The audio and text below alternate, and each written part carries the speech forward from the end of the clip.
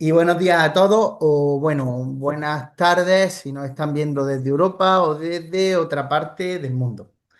Bueno, como no puede ser de otra manera, debo y quiero empezar dando las gracias a la Universidad Autónoma Metropolitana, la UAM de México, a la red de Urbanit, a todo el equipo que hace posible el SUI año tras año y muy especialmente, como he dicho, al doctor Sergio Padilla por haberme invitado a este 20º seminario de urbanismo internacional.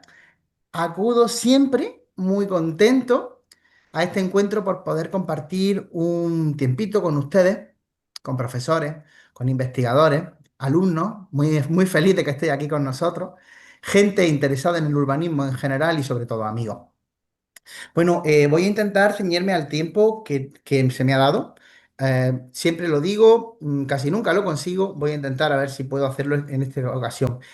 Para los que ya me conocen de sus anteriores y para los que no, pues ya lo han visto en la presentación que hizo de mi recorrido profesional el doctor Sergio Padilla, mi campo de trabajo es la cultura, es el patrimonio, es la gestión cultural, son los equipamientos y los espacios en los que el hecho cultural tiene lugar, en los que el hecho cultural crece, en los que el hecho cultural se desarrolla. Así que, lógicamente, a mí me toca abordar el tema de la ciudad disruptiva desde esta óptica, desde los distintos centros de cultura y desde las distintas expresiones y formas de desarrollarse en los núcleos urbanos. En fin, sabemos que vivimos en tiempos de transformación acelerada. Las ciudades, como organismos vivos, están experimentando mutaciones profundamente intensas. Seguro que este SUI, lo sé, ha versado ya mucho sobre eso. La digitalización, la gentrificación, una palabra tan común en estos días, la turistificación, las nuevas formas de movilidad, la economía de plataforma, la inteligencia artificial, etcétera, etcétera, pues todo esto conforma lo que muchos han dado en llamar la ciudad disruptiva. Es decir, una ciudad que se reinventa constantemente, que rompe con sus propios esquemas, que se descentraliza, que se reconfigura a partir de dinámicas no siempre visibles, no siempre planificadas. Y aquí añadiré que lamentablemente en muchas ocasiones esas dinámicas no son siempre justas. Y bien, en este contexto nos cabría preguntar, ¿qué lugar ocupan los equipamientos culturales? ¿Son testigos pasivos del cambio o son más bien anclas de estabilidad? ¿Pueden ser quizás agentes de transformación? Seguro que muchos conocen esta imagen, conocen este edificio. Esto es la Gliptoteca de Múnich. Para aquellos que no lo sepan, una gliptoteca es un museo de escultura centrada en la escultura. En fin, durante décadas, los equipamientos culturales llamados clásicos, museos, bibliotecas, centros culturales, teatros, archivos, han sido concebidos como espacios de preservación, de acceso, de legitimación del patrimonio simbólico. Y han cumplido, y realmente siguen cumpliendo, una función clave: garantizar los derechos culturales, democratizar el conocimiento, generar comunidad. Sin embargo, hoy día la ciudad disruptiva los interpela con fuerza, porque en un ecosistema urbano que está atravesado por lógicas como la aceleración, la polarización, la fragmentación, pues estos equipamientos culturales realmente ya no pueden limitarse a ser tan solo contenedores de actividades. Deben de transformarse en nodos activos de lo común, en lugares de escucha, en lugares de experimentación, en lugares de innovación social y cultural. Pero aquí cabe la pregunta de ¿por qué? ¿Por qué tiene que ser así? Bien, pues primero, porque las formas de participación han cambiado. Los públicos ya no quieren solo recibir cultura, quieren producirla, quieren intervenir en ella, quieren, si me permiten el concepto, hackearla, quieren reinterpretarla. En muchos casos, los equipamientos siguen funcionando bajo unos modelos jerárquicos y verticales, mientras que afuera, alejados de ellos, en los márgenes, florecen algo parecido a un laboratorio ciudadano, a colectivos artísticos, a experiencias culturales autogestionadas que ya están rehuyendo el marco institucional. Segundo motivo, porque las brechas de acceso se han transformado. Ya no basta con tener una entrada gratuita o una buena programación. Las barreras ahora son de otro tipo, son simbólicas, son digitales, son lingüísticas o incluso son de clase social. Y muchos equipamientos, lamentablemente, no han sido capaces de reformularse para poder acoger, atender a esa complejidad. Y tercero, porque la ciudad disruptiva nos obliga a pensar en la flexibilidad, en la hibridación, en la temporalidad. Ya no se trata de edificios monumentales con una función única, sino de espacios vivos. Espacios vivos capaces de adaptarse, de acoger lo inesperado, incluso de activar la comunidad. Y aquí viene el gran reto que les planteo. ¿Pueden los equipamientos culturales convertirse en dispositivos urbanos de innovación social? ¿En nodos de resiliencia comunitaria? ¿En espacios de cuidado colectivo? Mi opinión es que sí, pero para ello necesitan, entre comillas, desaprender algunas cosas. Necesitan abrirse a otros modos de gobernanza, incorporar, con lo difícil que es, incorporar las voces de vecinos y vecinas, aceptar la incertidumbre, la inseguridad, el miedo y dejar de protegerse detrás de una programación estable o de esa frase que se dice tanto de esto siempre se ha hecho así. La ciudad disruptiva ya no necesita tanto la cultura espectáculo ni edificios más o menos vacíos de contenido. Necesita equipamientos que escuchen, que se arriesguen, insisto, con lo difícil que se ensucien las manos con los conflictos del territorio, equipamientos que no teman la mezcla, lo inacabado o lo experimental. En resumen, lo que les quiero decir es que si queremos que los equipamientos culturales sigan siendo relevantes en un contexto urbano que está en transformación, necesitamos repensarlo desde la práctica, desde el cruce con lo social, con lo digital y con lo político, también con lo político. Necesitamos pasar de la infraestructura al ecosistema, de la programación al prototipo, del centro cultural al laboratorio ciudadano, porque, como les decía, se me había escapado. Al final la cultura creo que no está en los edificios ni en los espacios urbanos, o no solo está en los edificios y en los espacios urbanos, está en las relaciones que estos espacios son capaces de generar. Y bueno, en este sentido, pues les he traído una serie de iniciativas aquí que me parecen profundamente inspiradoras desde este prisma disruptivo. Bien, es verdad que tenemos que interpretarlas cada una desde su propia óptica, desde su propia ubicación, no todas se desarrollan en el mismo sitio, cada una de sus propios tiempos, tiempos en los que surgen, tiempos en los que evolucionan, tiempos en los que desarrollan, desde su propia realidad y desde sus propias problemáticas, porque problemáticas hay y hay muchas, por supuesto. Vamos a comenzar por el primer ejemplo que les traigo. Puede que muchos de ustedes los conozcan. Les hablo de los Ruin Bar de Budapest. No sé si les suena o habían tenido oportunidad de visitar.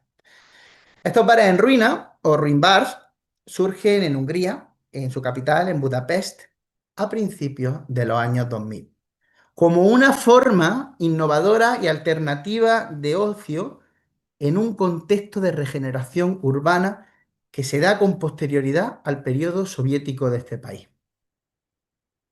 Estas iniciativas surgen en primer lugar, fundamentalmente en lo que se llama el Distrito 7, en el barrio judío, en el antiguo barrio judío, perdón, y reutilizaron edificios antiguos, a menudo perdón, a menudo semiabandonados o en mal estado, como pueden ver en la imagen, que fueron transformados por jóvenes emprendedores en el momento en espacios sociales con una estética deliberadamente decadente. Así, mediante el uso de reciclaje del mobiliario, arte urbano y decoración ecléctica, ahí hay una mezcla de todo, Se van a consolidar como espacios creativos, accesibles y comunitarios, donde además de ser locales de ocio, son negocios. Los artistas allí pueden dar rienda suelta a su creatividad a partir de varias iniciativas. El primero y más emblemático de estos Ruin Bars fue el Simpla Kert. Yo no hablo húngaro, pero un poquito ya me manejo. Simpla Kert significa el jardín sencillo. Un ruin bar que fue abierto en 2002, aunque su origen se remonta a un café interior inaugurado un año antes y frecuentado por artistas, por periodistas y por diseñadores. En fin, a raíz de esta cafetería, los propietarios querían abrir un local al aire libre para la temporada de verano, un gran local. Y encontraron, insisto, en el contexto de esta Budapest postsoviética, encontraron un edificio residencial abandonado en este barrio judío que ya les he citado. Que bueno, como nos explica uno de los principales investigadores en este tema, que se llama Lugosi, estaba inmerso este barrio en un proceso de rehabilitación o de regeneración masiva. Originalmente, este Simplaquer estaba ubicado en la Kirali Utka, que es la calle del Rey o la calle Real en húngaro, y era famoso porque las autoridades habían mantenido una larga disputa sobre el desalojo de sus residentes. Atilakis, uno de los gerentes de este Simplakert, afirmó incluso que el ayuntamiento no pudo determinar un estatus adecuado para el contrato de alquiler de uno de los inmuebles que les estaba alquilando, por lo que inicialmente se alquiló como almacén. El resto de los edificios del complejo, porque eran varios edificios, estaba compuesto por varios pisos de apartamentos distribuidos en torno a un patio interior, que es la tipología de edificio típica de Budapest. Los apartamentos fueron tapiados, el patio se acondicionó con un bar improvisado, utilizaron lámparas de papel y una mezcla de sillas y mesas, cada una venida de un sitio distinto. Los clientes incluso accedían a ese primer patio en ruina a través de un aparcamiento de un edificio contiguo, para que se imaginen el grado de precariedad. Este Simplaquerque original tuvo que mudarse en 2003 y reabrió en una calle cercana que se llama la Kasitsky Utka, que es donde hoy en día está. Y aquí lo tienen, el Simplaquerque, el primer bar en ruina, donde empezó todo. Este Simplakert, impulsó la proliferación de otros ruin bar como el Sloda Bar y el Gossum, que también abrieron en el 2003, en patios, perdón, de edificios deteriorados, replicando la fórmula original. El complejo Gossum, en particular, atravesó una complicada rehabilitación debido a disputas legales sobre su propiedad y a la resistencia de algunos inquilinos, como un dentista, que con todo su derecho se negó a desalojar. En realidad, parece que lo que eran los contratos de alquiler, las propiedades, no estaban muy bien reguladas con el gobierno, por lo que se ve de estos primeros ruin bar. Este periodo, en palabras de Folbe, otro de los investigadores de los Ruin Bar, marcó una fase de convergencia entre fuerzas sociales, entre fuerzas culturales, entre fuerzas comerciales, en la que artistas y empresarios coincidieron en reutilizar estos espacios para ofrecer un espacio de restauración y de hostelería alternativo. A todo esto, a esta iniciativa, se sumó la creciente visibilidad mediática de este fenómeno de los ruin bars, que comenzó a definirse, esto es importante, como una manifestación cultural propia de Budapest. Aquí tienen el interior de otro de estos ruin bars. Bien, en 2004 surgieron nuevos locales, como fue el Mumus, el Dedeli, el Kumplung o el West Balkan, consolidando el auge de este fenómeno, llegando incluso a la edad de oro de los ruin bars. No obstante, como suele pasar en estas cosas, en 2005, un año después, comenzaron a surgir tensiones con las autoridades y también con los vecinos.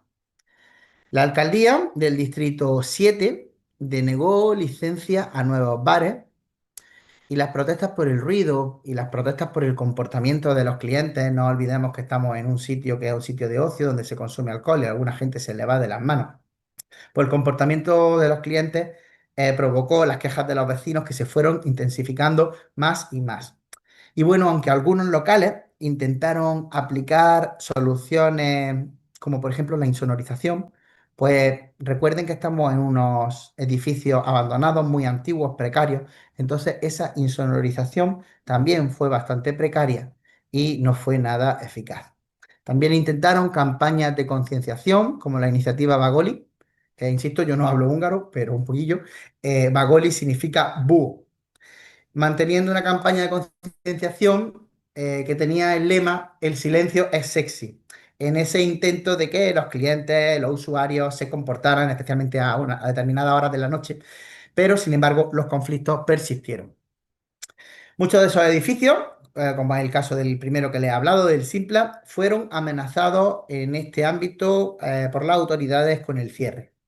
Según Attila Kiss, el que le he hablado, el gerente, uno de los gerentes del Simpla, a diferencia de muchos otros edificios del distrito 7 del barrio judío, que eran propiedad pública y estaban alquilados por las autoridades, el edificio Simpla era de propiedad privada.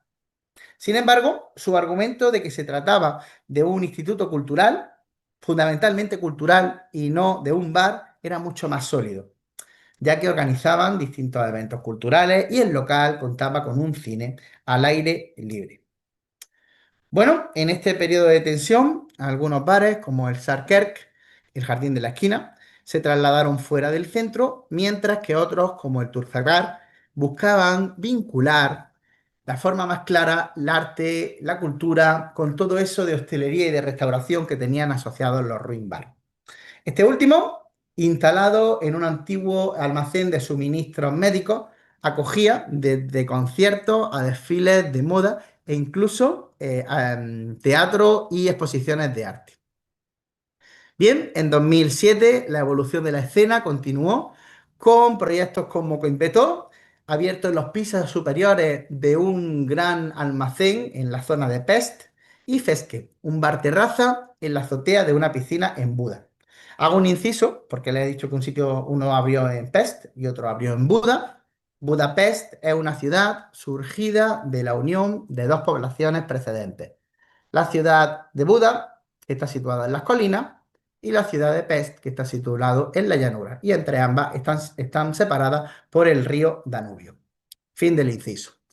Bueno, estos dos últimos ruin bars mantuvieron ese espíritu original que era, como ven aquí, ocupar espacios deteriorados, decorarlos con arte urbano y proponer un ocio alternativo. Bueno, desde una perspectiva turística, los ruin bar se han convertido en uno de los principales atractivos de Budapest, de eso no hay duda, a nivel de sus famosos baños termales, que también, como les digo, son famosísimos. Atraen a un público joven, a un público internacional que busca experiencias auténticas, recreativas y un cierto carácter contracultural. Es lo que van buscando. Esa popularidad ha originado fenómenos como pub crawls organizados. Un pub crawls es básicamente una fiesta que dura muchísimas horas, desde el día hasta la noche. Y eso sucede en estos ruin bar de Budapest. Y también ha dinamizado considerablemente, y obviamente, ¿no? Por este sistema económico, pues ha favorecido el crecimiento de una economía nocturna de la ciudad. Sin embargo, pese a esto, también ha traído consecuencias negativas: gentrificación y todo lo que lleva asociado. Subida del precio del alquiler, desplazamiento de residentes, ruido, basura y vandalismo. Como les digo, todo asociado a la gentrificación. Como resultado, estos ruin bars de los que hoy le hablo aquí en este SUI simbolizan tanto la regeneración urbana como los riesgos del turismo masivo, en un difícil equilibrio entre dinamismo económico y calidad de vida vecinal. Existen estudios recientes, como el de Meray y Kulikov, que han analizado estas tensiones, además en unos estudios muy recientes del año pasado, y lo han analizado desde una perspectiva patrimonial y urbanística. Estos dos autores subrayan que la reutilización adaptativa de espacios en estado de deterioro es fantástica, pero debe de ser ética y responsable. Debe de tener en cuenta no solamente los beneficios económicos, sino también los valores históricos y los valores sociales del entorno. Ellos abogan por políticas integradas de planificación urbana que fomenten la colaboración entre varios agentes, los residentes, los empresarios y los expertos en conservación. ¿Con qué fin? Con el fin de lograr un desarrollo sostenible e inclusivo. En este sentido, los ruin bars pueden entenderse como una forma espontánea de apropiación creativa del patrimonio urbano, que exigen también una reflexión crítica sobre sus implicaciones culturales, sociales y éticas, que además debe de ser constante. Por eso le he traído esta placa que está en el Simplakerk, en el primero de ellos, como un recuerdo del cambio que estaba teniendo lugar en la ciudad, que de alguna manera fue capitaneado por los Ruin Bar, que dice, para que no hable inglés, que imagino que todos hablarán, pero por si no, dicen, la gente solía vivir aquí. Un recuerdo para todos esos residentes que ya bueno, han sido desplazados. Muy bien, respecto a su adaptación como locales de ocio y de creación, pues han supuesto actuaciones técnicas, estructuralmente han mantenido, como pueden ver en la pantalla, han mantenido mayoritariamente las estructuras originales de los patios de vecinos, se han eliminado las puertas en muchos de los casos de los distintos pisos, se han eliminado las ventanas, en ocasiones ciertos muros de distintos apartamentos originales para dar lugar a varios espacios interconectados, cada uno de ellos dedicado a un ambiente, a una música, a un estilo, a una expresión cultural, al desarrollo de performance, etcétera, etcétera. Las escaleras y los accesos son en muchos casos los originales que se han decorado con estética, con elementos de estética suburbana, creando un estilo mezclado, como les decía antes, ecléctico, en el que te puedes encontrar desde piezas, desde elementos de los años 50, del pasado siglo, del siglo XX, hasta elementos contemporáneos de hoy en día, 2025.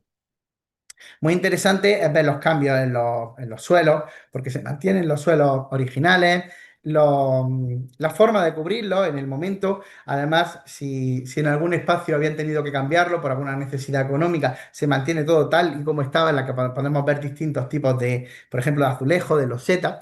También se han dejado los paramentos en su estado original deteriorado. Se han mantenido elementos originales como los radiadores de la época, las mesas, los espejos, las verjas, etcétera, etcétera.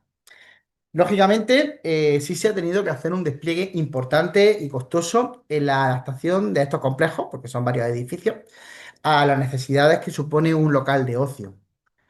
Un local de ocio que normalmente recibe cientos, si no miles, de visitantes por día, para que sean conscientes del éxito de esta iniciativa. Pues, por ejemplo, estoy refiriéndome a barras para los servicios de bebida y de comida, sistemas eléctricos, elementos escénicos para actuaciones, sistemas de sonido, sanitarios, baños, planes de seguridad. Sí les digo que en el trabajo de campo que realicé, esos planes de seguridad no son demasiado estrictos. Imagino que con el tiempo la legislación cambiará.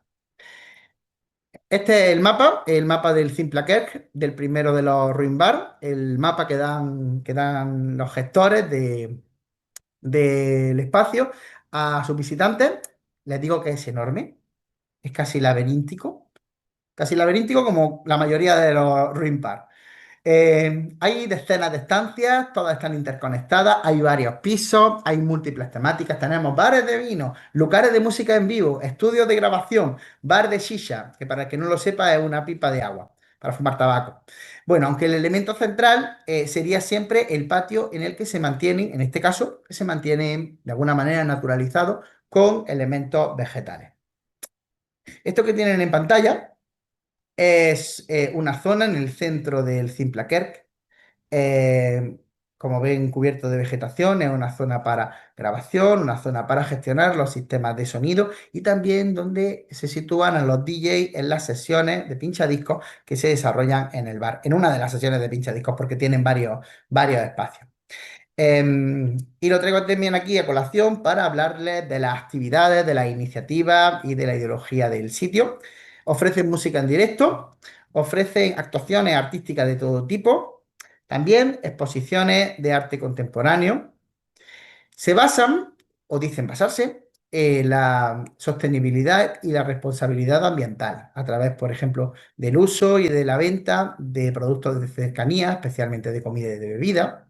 También la venta de productos vintage, productos de segunda mano, para darle una segunda vida en esa búsqueda de la sostenibilidad.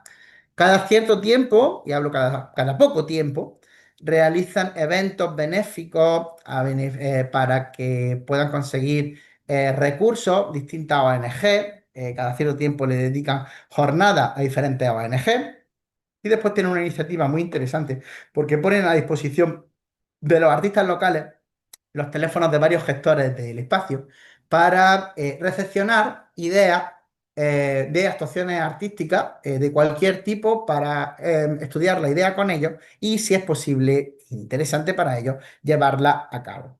En fin, se denota un poco el compromiso social de sus gestores o con la sostenibilidad, con el medio ambiente, con la creación, con la acción cultural, o también, por no ser inocentes, o la voluntad de utilizarlo como una forma de marketing. Pero en cualquier caso, parece positivo, ¿no? En fin, no me gustaría tan solo hablarles del Simplacare como el primero, porque hay todo un entramado de ruin bars en Budapest. Aquí les traigo otro ejemplo, el Fruit Bar, que significa el patio de la higuera. Es muy popular entre el habitante local, entre el usuario local y los turistas. Y como otros muchos ruin bars, está ubicado en torno a un gran patio interior típico de la arquitectura de Budapest.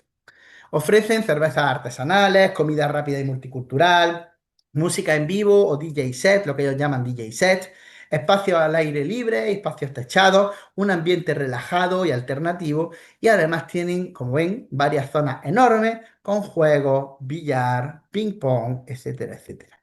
Además, lo traigo a colación porque este Ruin Bar aprovecha los sótanos de los edificios en los que se ubica como espacios utilizables. Decirles, me usurpo un poco el papel de los geólogos, pero decirles que Budapest está horadado por debajo.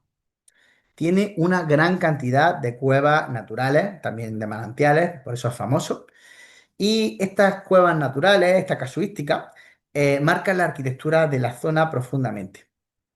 Así, la mayoría de los edificios tradicionales tienen grandes sótanos aprovechando estas cavidades.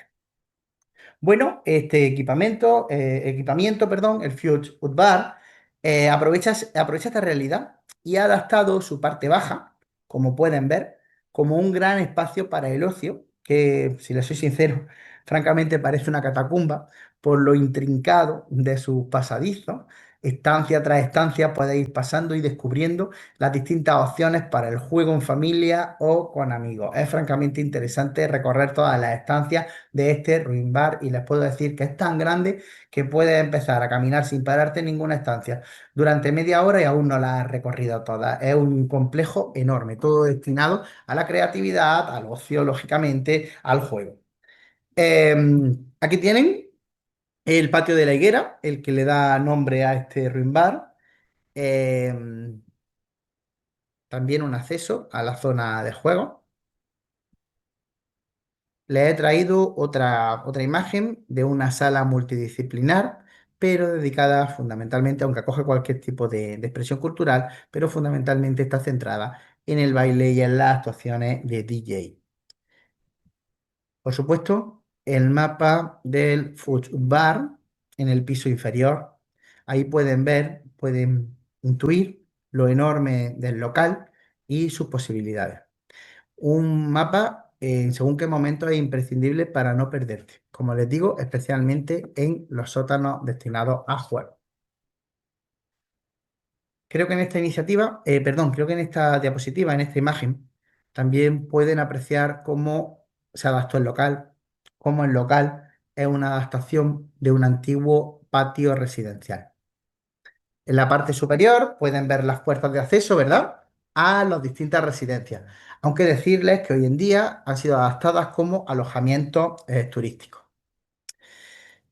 Por último, también aquí tienen un ejemplo de una actuación que se ha realizado en uno de los patios del Food Bar, porque tiene varios patios, no solamente el grande de la higuera central que le da nombre, y se ha generado este elemento para crear una suerte de terraza a media altura.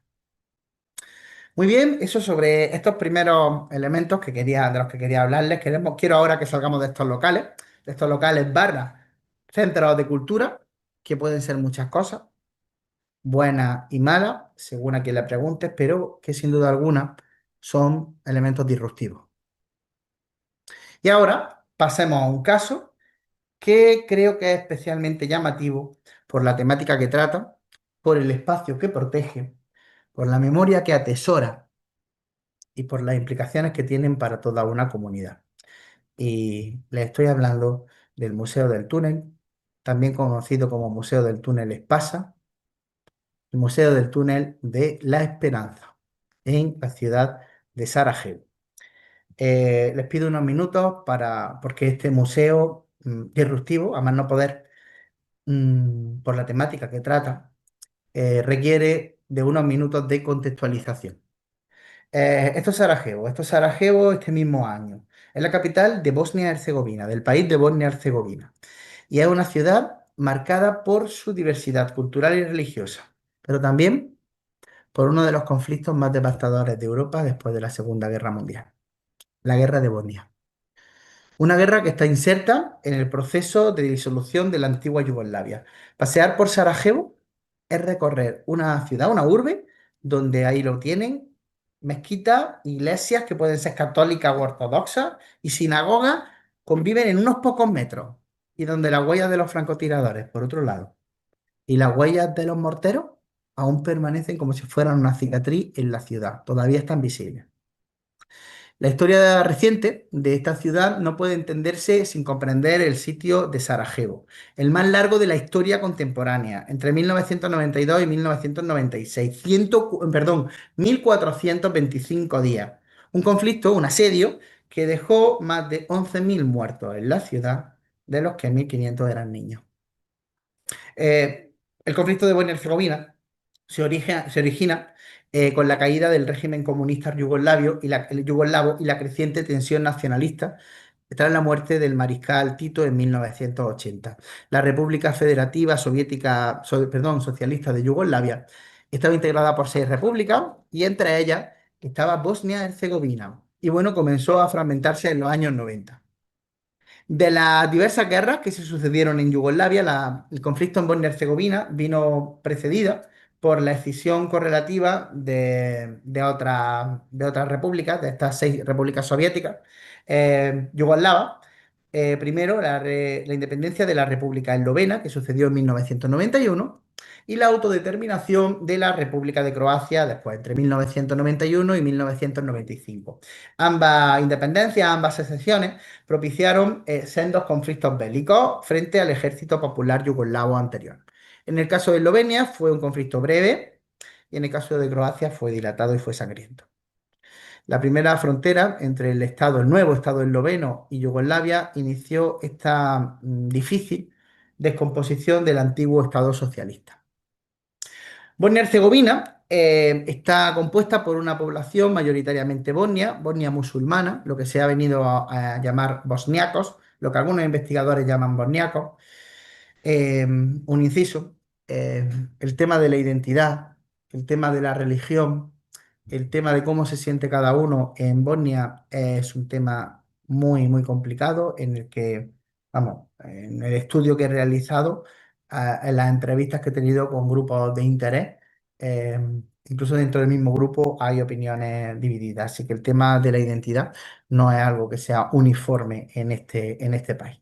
Pero bueno, como les decía, está compuesto mayoritariamente por bosniacos, por población serbio-ortodoxa, perdón, y por población croata católica. Y proclamó su independencia en 1992 tras un referéndum boicoteado por los serbios. Esto va a desencadenar una guerra sangrienta entre los 3 grupos étnicos, con episodios como el asedio de Sarajevo y el genocidio de Srebrenica, que quizá algunos recuerden, que fue perpetrado por fuerzas serbo-bosnias. La guerra bosnia, lamentablemente, estuvo caracterizada por una limpieza étnica, por desplazamientos y crímenes de guerra. Terminó con unos acuerdos por mediación de Estados Unidos en Dayton.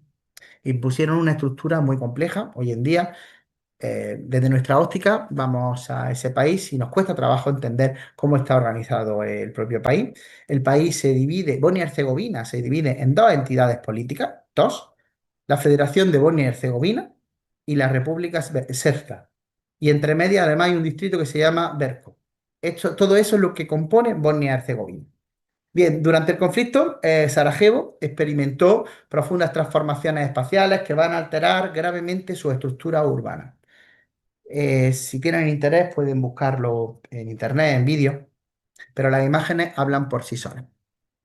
Una avenida de 7 kilómetros, completamente desierta, tranvía reducido a escombros, kioscos remendados y en ocasiones quizás puedan ver en las imágenes tristemente un cadáver abandonado sobre la acera durante horas. La arteria principal de la ciudad, que era anteriormente la gran vía de comunicación, se transforma en un paisaje desolado, donde los edificios parecían blancos de tiro y la calzada una improvisada trinchera. Imagino que habrán oído hablar de lo que se llamó la Avenida de los Francotiradores, la gran avenida de Sarajevo, en la que estaba muy cerca de donde estaban las posiciones en la guerra del ejército serbio y bueno, pues cada persona que asomaba la cabeza por esa avenida, pues era susceptible de recibir un disparo. Imaginaros una avenida tremendamente larga en la que si por lo que sea pasaba, pues te exponía a recibir un disparo. La gente que tenía obligación de pasar por allí por cualquier motivo tenía que pasar corriendo. Bueno, me he decidido traerle este mapa de Sarajevo porque bueno, después sí que hablaremos del tema de las posiciones porque es importante para el Museo del Túnel. Está ubicado en un estrecho valle fluvial, rodeado de cordilleras montañosas. Ha visto condicionada su morfología urbana por la geografía desde su fundación. Esta ciudad ha crecido de forma longitudinal en base al río, rodeado de colinas y acantilados que durante el conflicto de los 90 pues, van a ser elementos destacados pues, para las estrategias militares. Estas condiciones geográficas pues, favorecen el aislamiento total de Sarajevo durante el asedio porque facilitan la situación de armamento pesado y francotiradores en las alturas que dominan la ciudad. Durante más de 1300 días, concretamente 1425, el uso del espacio urbano fue profundamente alterado. Las calles van a dejar de ser vías de tránsito para convertirse en trincheras. Los parques son cementerios improvisados y muchas viviendas son refugios o posiciones de combate. Infraestructura urbana completamente inutilizada o destruida. Redes de energía, agua, gas, comunicaciones colapsadas. Y el abastecimiento de alimentos se vuelve extremadamente limitado. En este contexto, los habitantes de Sarajevo debieron de reorganizar su vida cotidiana, adaptándose a nuevas formas de movilidad y de uso del espacio. En muchos casos van a construir barricadas en autos o escombros para protegerse de los disparos. La vida bajo el asedio también va a fomentar ciertas formas de autogestión social. Por un lado, se intensifica la colaboración y la ayuda mutua entre los ciudadanos que luchaban por sobrevivir. Eso por un lado se ayudan. Por otro lado, también hay más competencia. Competencia por los recursos, lamentablemente.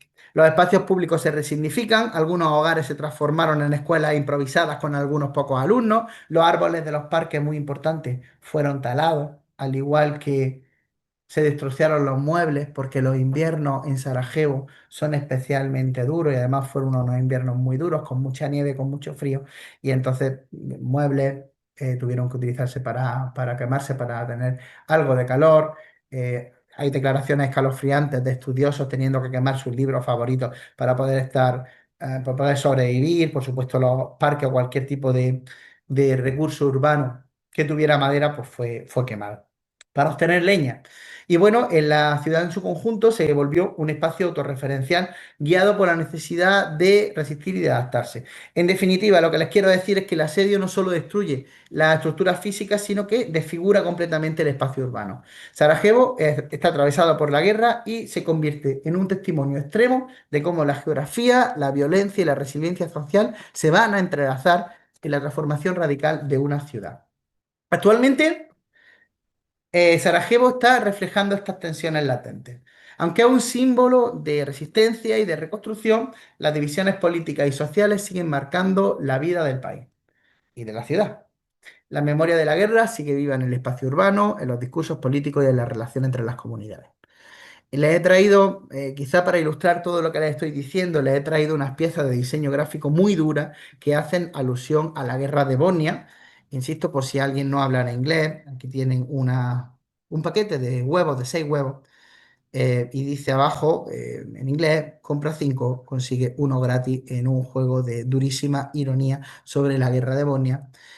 Otra referente a la religión y esa asociación que hay entre la religión y las distintas etnias. Aquí tenemos una persona jugando algo que parece un póker con, digamos, símbolos del Islam, de los cristianos ortodoxos, los cristianos católicos, y el judaísmo.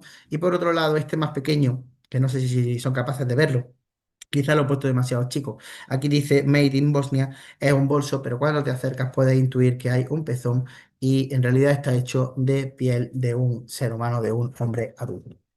En fin, aunque Sarajevo ha experimentado en los últimos años una necesaria reconstrucción, gran parte de la infraestructura y de los edificios, especialmente los de carácter institucional, pues resulta interesante hacer una lectura crítica de dicho proceso, porque la memoria colectiva que persiste en la ciudad no siempre se refleja en estos espacios urbanos. Están generando una disonancia entre la experiencia vivida y la materialización de esa memoria en el entorno físico. Solo algunos proyectos que son de carácter emblemático, como el que vamos a hablar, el Museo del Túnel de Sarajevo o el aún no materializado Museo del Sitio de Sarajevo, conservan, por lo menos en su concepción, ciertos elementos claves del asedio en el proceso de perdón, sí, de reconstrucción, de memoria de todos estos acontecimientos. En fin, el Museo del Túnel de la Esperanza, el Museo Espasa, perdón, el Museo del Túnel Espasa, conmemora la resiliencia de la ciudad durante el asedio y ese túnel subterráneo que fue construido entre marzo y junio, fíjense, en esos pocos meses, construyeron un túnel. Entre marzo y junio de 1993 por el ejército de Bosnia y especialmente por voluntarios civiles, sirvió como una vía vital de comunicación y suministro entre la ciudad sitiada y el territorio bosnio libre al otro lado del aeropuerto de Sarajevo, una zona, perdón, controlada por las Naciones Unidas. Vuelvo al mapa. Todo esto que le estoy señalando con el cursor del ratón, espero que lo vean, todo esto era la zona controlada por el ejército bosnio. Y todo esto era Sarajevo sitiada. Alrededor, en rosa, tienen las posiciones serbias. Estaban completamente rodeados. Inclusive en los primeros momentos de la guerra también estaban rodeados por aquí, por esto que le estoy señalando. ¿Qué ocurre? Que para garantizar que les llegara ayuda humanitaria, la Organización de las Naciones Unidas declara el aeropuerto aquí situado, declara el aeropuerto como zona neutral. ¿Qué sucede? Que para conseguir suministro, porque una población sin apenas resistiendo, sin apenas armas, por supuesto no podían llegar armas de ningún tipo, con muy poca comida, no tenían suficiente, estaban agonizando. ¿Qué hicieron? Se les ocurrió la idea de construir un túnel por debajo del aeropuerto. El aeropuerto no podría ser, primero que era secreto, segundo, el aeropuerto no podría ser bombardeado porque si bombardeaban el aeropuerto, bombardarían a las Naciones Unidas y el conflicto estaría servido. Así que se decide construir ese túnel. Con una longitud de aproximadamente 800 metros, una altura de tan solo un metro con 800, un metro 80, y con un metro de ancho tan solo, el túnel conectaba los barrios de Dobriña, a este lado de la ciudad, y de Budmir, al otro lado del aeropuerto, donde estaba el territorio libre. Durante el asedio se estima que nada más y nada menos que unas 4.000 personas cruzaron ese túnel, que además estaba controlado completamente por el ejército, transportando alimentos, medicina, armas y otros suministros esenciales, además de permitir la evacuación de civiles, ciertos civiles, y el movimiento de tropas. En fin, el cartón de Sarajevo, en base a la Ley de Protección de Patrimonio Cultural en 2010, decidió poner el túnel bajo la protección del Estado, siendo protegido. La casa de la familia Collar, cuyo sótano servía como entrada del túnel, fue transformada en ese Museo del Túnel de la Esperanza. El museo exhibe una selección de 20 metros del túnel original, junto con una colección de artefactos de guerra, fotografías, uniformes militares, una exposición llamada Libertad y un documental muy antiguo, muy interesante, de 18 minutos que narra la historia del túnel y del asedio. En fin, existió el plan de excavar por completo el túnel para que locales y visitantes pudieran atravesárselo como se hizo en tiempos de guerra. Sin embargo, esta iniciativa está abandonada, aunque no completamente. Se escuchan proyectos, tanto públicos como privados, para abordar este tema. Aquí tienen el Museo del Túnel, la casa familiar de la familia Collar. La estructura principal apenas ha sido alterada y en su lado izquierdo, según ustedes pueden mirar a la fachada, surge la entrada del Museo del Túnel en la que, como ven, da la impresión de que vamos a ir bajo tierra, cosa que es verdad. Este es un espacio de memoria. Este es un espacio de orgullo nacional. Y si me permiten, este es también un espacio para enfrentarse al trauma. Tengan en cuenta, por favor, que ahora hace 30 años que se acabó el conflicto. Solamente 30 años. Durante el trabajo de campo de este estudio, me he entrevistado con muchos grupos de interés, personas que eran niños y que vivieron el asedio, otros que se marcharon con sus familiares de la ciudad o del país según sus poblaciones. Me he entrevistado con población civil que estuvo bajo el asedio e incluso con excombatientes. Bueno, las entrevistas han sido muy duras y aunque yo no soy psicólogo y no quiero usurpar el papel de nadie, yo diría que muchos muestran síntomas de un profundo malestar emocional e incluso síntomas de estrés postraumático. Inclusive los niños que no habían nacido entonces, pero que tienen una suerte de dolor heredado de la situación de sus padres. Por comentarles tan solo un caso, uno de los combatientes del ejército bosnio, que bueno, se entrevistó conmigo, pues aún hoy no ha podido ver la película Liberad al soldado Ryan, porque es una película de guerra y le causa una tremenda conmoción. Hay casos de alcoholismo, hay casos de drogadicción y obviamente hay muchísimos casos de suicidio entre excombatientes. Y curiosamente, para muchos de ellos, trabajar en mediación de conflictos se ha convertido en una forma de enfrentar el trauma e incluso para otros, narrar lo que sucedió y hacer de guía de este museo relatando sus vivencias personales es una suerte de terapia. Este lugar, que ya pueden ver en la imagen, que huye de la estética de los grandes centros museísticos, es un lugar de memoria. ¿Ven la fachada? ¿Notan algo raro? Vamos a acercarnos un poco. La fachada muestra los agujeros de balas de los combates y se han dejado como estaban. 30 años, insisto, tan solo 30 años que se dejaron de disparar. Pueden encontrar muchos de estos elementos por todo Sarajevo, como el que tienen en la pantalla. ¿Saben lo que son? Son las marcas que deja una granada de un mortero cuando cae. Son las que usaban en la guerra de Bosnia. Bien, pues las autoridades y la comunidad han decidido dejar las marcas que dejaron estas granadas y no reparar el pavimento. No reparar el pavimento en aquellos lugares en el que uno de estas granadas mató a alguien. Igualmente, las marcan en rojo como una referencia simbólica a la sangre derramada. Bien, el museo es básicamente la casa de los Collar, de la familia de los Collar, que han sido reconvertidas a través de un proceso de readaptación y de musealización. Más bueno, también le han incluido una serie de elementos de nueva creación. Como pueden suponer, los elementos físicos que custodia, las piezas, más allá del túnel, que es lo importante, son fundamentalmente bélicos e industriales. Piezas que están preparadas para durar mucho. Los elementos simbólicos ya son otra cosa, ahora hablamos de ellos. Pero bueno, dado las características de esos materiales que custodia, pues no ha sido especialmente costosa su adaptación como museo porque no tiene que tener condiciones de conservación especialmente estrictas. Hay que destacar el papel de esta familia, de los Collar, que tienen en pantalla, no solamente como héroes de esta resistencia, que pusieron a disposición del ejército su casa y que también cuidaron de las personas que estaban trabajando en el túnel. Hay testimonios muy bonitas, muy bonitos, especialmente sobre esta señora que los constructores del túnel llamaron la abuela Sida, que le ofrecía té, café y la comida que podía. Siento también, lo real es que esta familia fue custodia de la memoria en un primer momento, porque vean, terminada la guerra, nadie quería saber nada que recordara la guerra. Nadie.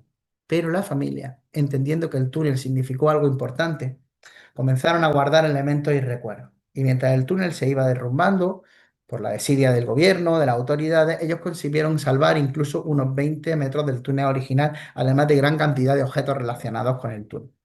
En 2001, viendo el interés de la gente por conocer el lugar, comenzó a organizarse la visita de una forma algo más organizada. En 2010, el gobierno decidió poner el túnel bajo la protección del Estado y tras una reforma y una adaptación museográfica, como les digo, fue establecido como un museo oficial. En el 2013, la gestión del túnel de la Esperanza ha sido puesto a cargo del Cantón de Sarajevo. Podemos encontrar salas dedicadas a cómo se utilizó el túnel, a su funcionamiento, por supuesto, totalmente controlado por el ejército, fundamentalmente para ingresar armas, alimentos, combustible, medicina. Salas dedicadas también a a la actuación del ejército, su arma, su forma de vida, padecimientos. Además, la estructura y los acabados de la sala, bastante precarias, se asemejan a un búnker, lo que retrotrae al visitante al momento, al ambiente del momento, sumergiéndolo en la narrativa del museo. También hablan de métodos de subsistencia y de vida real. Fíjense, aquí tienen como un motor de un coche, un motor de un coche, un turismo pequeñito, algo que podía tener cualquier persona antes de la guerra, se ha reconvertido en una suerte de grupo electrógeno para generar electricidad. Aquí tienen el pasillo que nos lleva a la entrada original del túnel que expone proyectiles reales. Ese enorme diseño que ven en tono rojizo, que cubre la mayoría del pasillo, contiene los nombres de todos los fallecidos. Y el túnel original, los pocos metros que se pueden ver, tanto en la entrada como los metros que se pueden conocer. Ese es el túnel real. Bien, en el proceso de convertir este espacio en un museo, se decidió no restaurar el túnel original por motivos que se alegaron de seguridad, por motivos económicos, de conservación, que yo no me lo creo porque el túnel original se está cayendo. En fin, fue una decisión muy cuestionada. Y sí, si técnicamente fuera posible, sería muy interesante poder acometer una restauración del túnel original bajo unos criterios técnicos y científicos. Decirles que se oye hablar de eso en Bosnia, así que ojalá tengamos noticias próximamente. Lo que sí se creó fue una réplica del túnel original de unos 100 metros. Recordemos que el túnel original, no la réplica, tenía 800, con unas dimensiones parecidas que sí es practicable, sí se puede caminar por él, para el visitante. Está hecho con motivos educativos y curiosamente la réplica discurre de una forma paralela al túnel original. Así que todavía ignoro si son tan importantes los problemas como para no poder atajar la rehabilitación del original. Bueno, esta réplica está precedida, como ven, por una exposición dedicada a los constructores del túnel, fotografía, nombre de los participantes y objetos utilizados durante la precaria excavación. Réplica del túnel en toda su extensión es una experiencia obviamente divulgativa que permite experimentar algo parecido a cómo sería atravesar el túnel, aunque lógicamente no es igual. Es una experiencia divulgativa. En el túnel estaba expuesto a que te bombardearan, aunque ya sabemos que estábamos bajo el aeropuerto de las Naciones Unidas. Si llovía, se inundaba el túnel. Había elementos eléctricos que con el agua podían ser peligrosos. En fin, mucho más angosto, personas yendo para un lado, yendo para otro. En fin, bastante más complicado. En fin, como les digo, tiene unos 100 metros de recorrido, bastante interesante. La experiencia, por cierto, la parte de abajo con esos rieles para la vagoneta era real. No se olviden que también se utilizaba para transportar munición y equipamiento para el ejército que estaba intentando mantenerse firme en el asedio de Sarajevo. En fin, el visitante también tiene que cumplir unas medidas mínimas de seguridad y los gestores se preocupan de que tengan lo necesario, aunque también les digo que no se advierte una preocupación excesiva en ese sentido. En las partes exteriores tenemos aulas didácticas para estudiantes, grupos organizados, también tenemos distintos tipos de recursos, un audiovisual muy antiguo pero muy potente sobre la realidad del túnel, muestras incluso de cosas que nos pueden parecer tan lejanas, como muestras de cómo eran las minas antipersonas y una magnífica exposición fotográfica sobre la guerra, el asedio, los inviernos, los francotiradores y por supuesto la construcción del túnel. En estas imágenes se pueden ver cómo se realizó y cuáles eran los medios. En fin, este espacio, que trasciende el formato de museo tradicional, representa una intervención directa en la memoria colectiva, en la posmemoria y en la narrativa del conflicto, proponiendo una suerte de museografía del trauma. Museografía del trauma.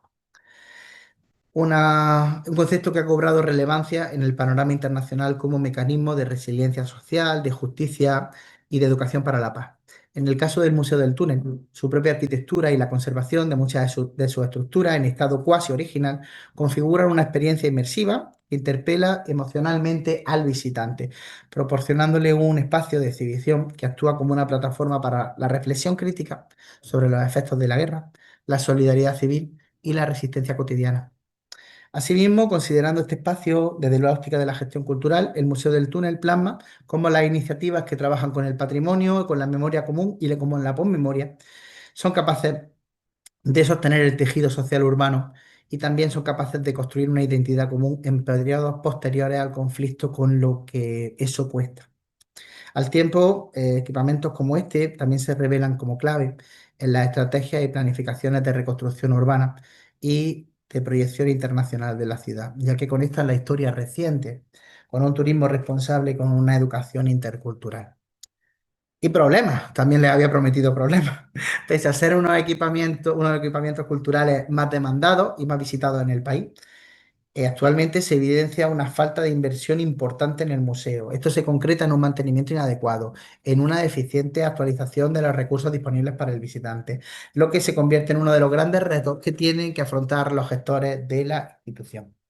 Se me agota el tiempo, así que tendré que ir rápido. Vamos a cambiar ahora de continente. Este vídeo no me va a servir como vídeo, me va a servir para ilustrar qué les quiero hablar.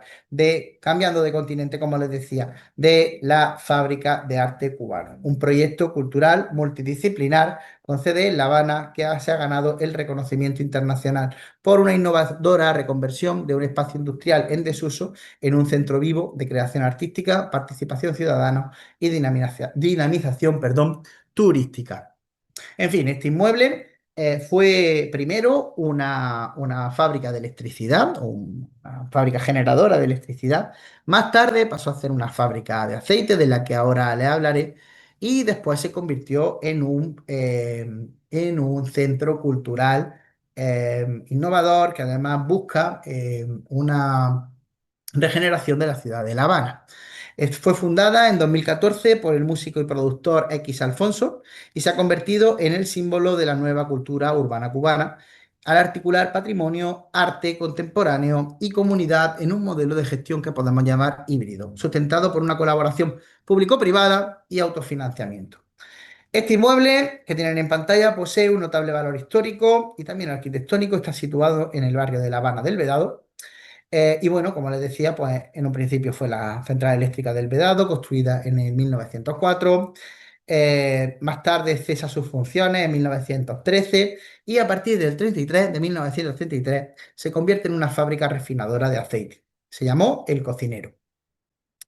En fin, fue cedido en 2013 al Ministerio de Cultura para ser rehabilitado como centro artístico. La intervención arquitectónica que dio origen a la Fábrica de Arte Cubano, la FAC, como se le conoce comúnmente, respetó la volumetría, su valor como patrimonio industrial, pues radica en su tipología arquitectónica y en su ubicación estratégica en la ciudad de La Habana, que le otorgan un carácter icónico dentro del paisaje urbano de La Habana, habanero.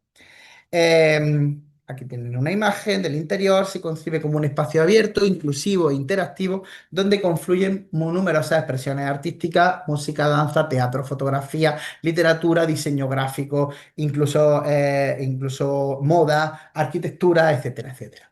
El complejo cuenta con diferentes naves temáticas, salas de conciertos, espacios expositivos, una biblioteca digital, y está conectado o intenta conectarse con tecnología interactiva, dado los problemas que tenemos con la cobertura y con la telefonía en las islas de Cuba.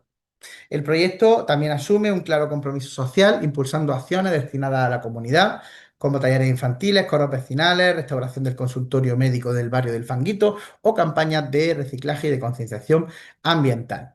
La FAC se revela como una propuesta cultural y también como una plataforma para el desarrollo de valores cívicos, asistiendo a públicos diversos, artistas emergentes y a la población más vulnerable. Ya sí que me quedo sin tiempo, paso rápidamente por algunas imágenes de cómo se ha reconvertido este espacio industrial en una fábrica de arte contemporáneo. Aquí tienen una fotografía de un espacio destinado al mundo de la moda que se llama El Encanto Atelier, con este lema tan bonito que tiene este espacio dedicado a la moda. Espacios dedicados a las artes plásticas, con algunas obras en exposición, algunas que incluso se pueden considerar críticas al gobierno, que no suele ser muy receptivo a que lo cuestionen. Otros espacios también igualmente destinados a las artes plásticas,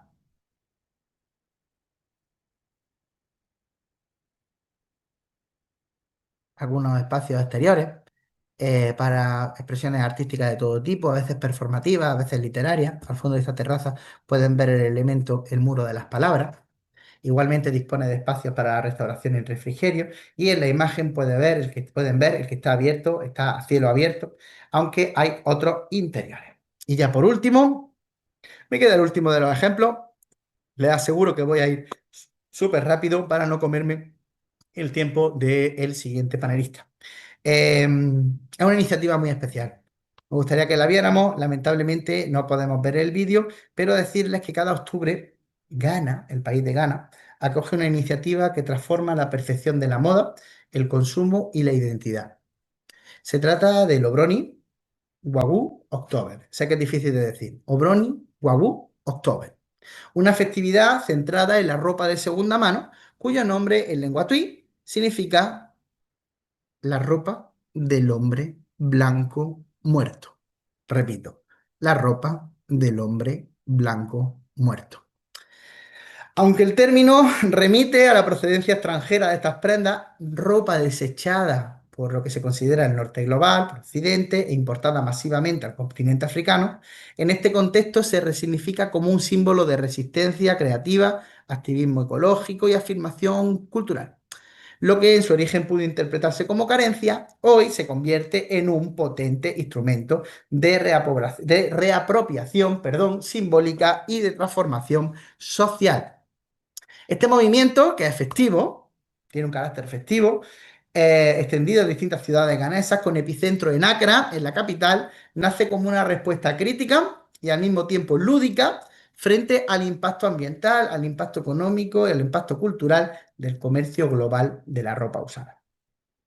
No se trata solamente de vestir ropa de segunda mano, sino de generar un espacio colectivo donde la ciudadanía es invitada a reimaginar el consumo textil desde la sostenibilidad, también desde el ingenio, desde la reapropiación estética.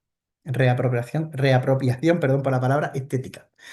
Se dan desfiles urbanos, talleres de reciclaje, mercados de trueque y competiciones de estilismo que construyen una narrativa alternativa que va a cuestionar el modelo dominante de la moda rápida y de sus residuos, al tiempo que se están celebrando la creatividad local y la circularidad como valor. Más allá del color y de la expresión visual, la iniciativa tiene un trasfondo profundamente político y crítico.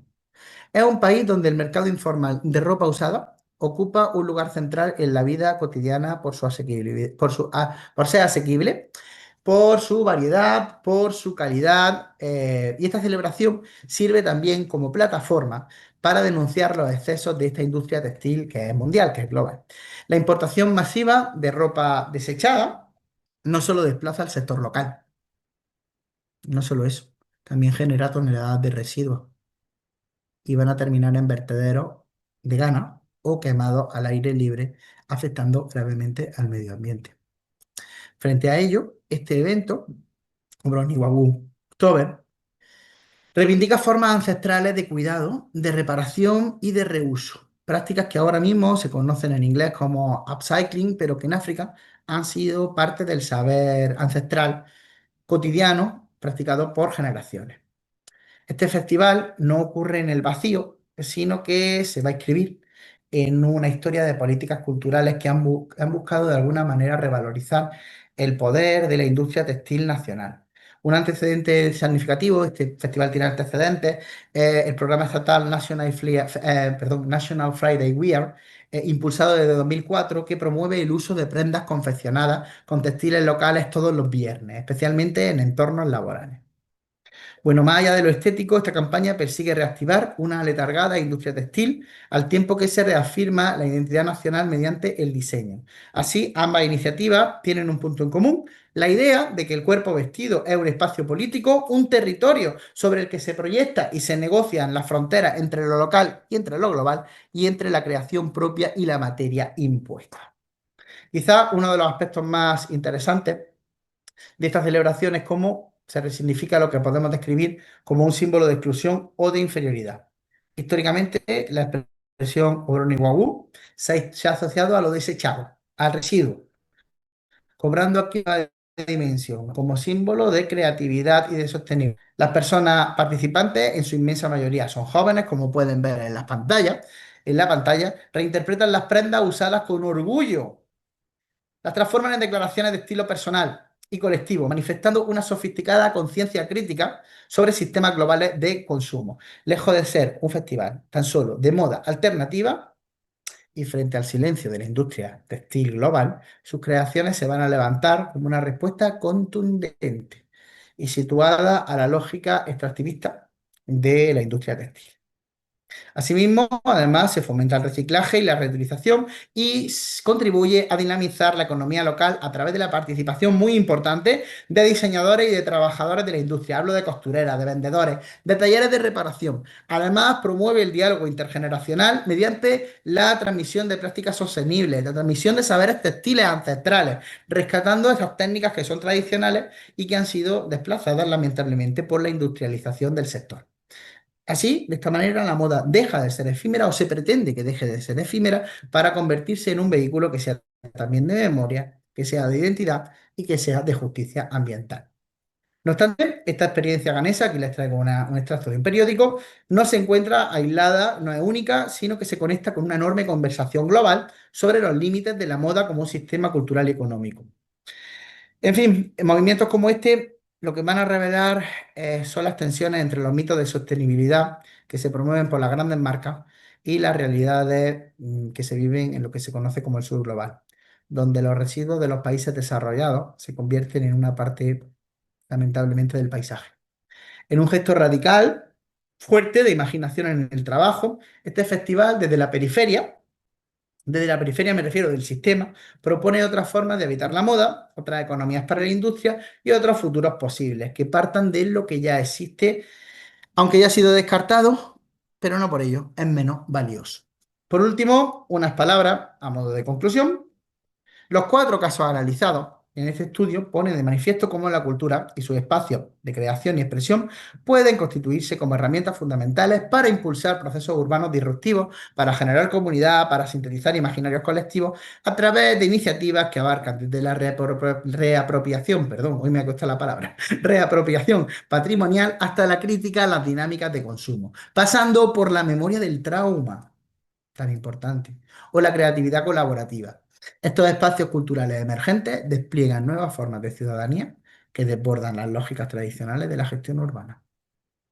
En este sentido, la ciudad disruptiva no es solo un territorio de innovación técnica o digital, sino que también es un espacio simbólico y afectivo donde la cultura juega un papel central en la configuración de futuros posibles, planificando las ciudades de la base, desde lo colectivo y desde lo sensible y proponiendo modelos urbanos más justos, perdón, inclusivos, creativos y sostenibles. Lamento mucho si me he extendido. Quería dejarle una frase que me ha parecido súper inspiradora de Edgar Morin, sociólogo y filósofo, que rezaba: todo lo que se transforma permanece. Les dejo igualmente la biografía utilizada.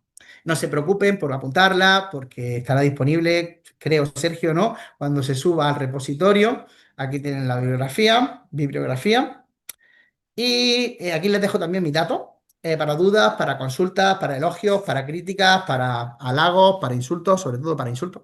Yo respondo siempre. A veces tardo en responder, no les engaño por obligaciones laborales, pero siempre respondo. Y nada más, muchas gracias por su paciencia y especialmente muchas gracias por su atención. Lamento haberme extendido un poco.